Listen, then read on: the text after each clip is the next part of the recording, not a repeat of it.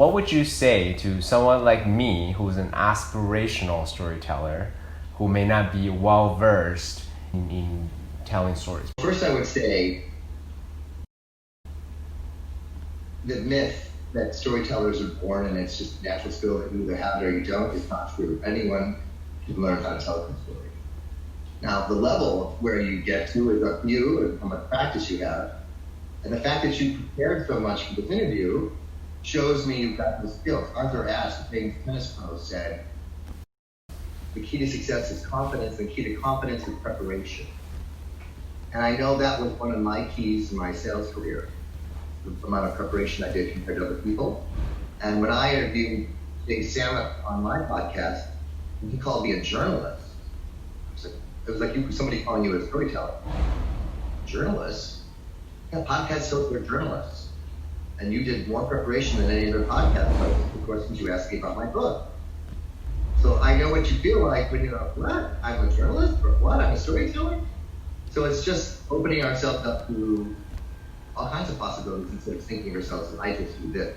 Especially with my background in ad sales, the editors and the ad sales people were not allowed to talk to each other because they didn't want a car company who was advertising to go to the sales rep and say, hey, tell the editors to put our car on the cover of the magazine.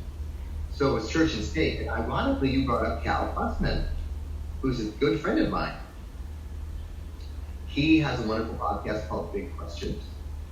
And he interviewed me on that show because he used to be a journalist at Esquire, and I was selling ads for competitive magazines. So we broke down, and he interviewed Gorbachev, and he said, let's break down that wall, like Gorbachev did with Reagan, between advertising and editors. And he said, I now have to sell myself, John, as a salesperson, and I don't know how to sell.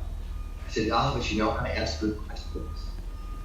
And selling is nothing more than storytelling. And so that whole interview, I worked with him on all the stages of what a sales call is, from building rapport, like he had to as a journalist, to uncovering a need, which it was all about questions, to presenting something in a story format, which is what he would write. And his big aha moment was using storytelling to overcome objection. And then, of course, closing the sale.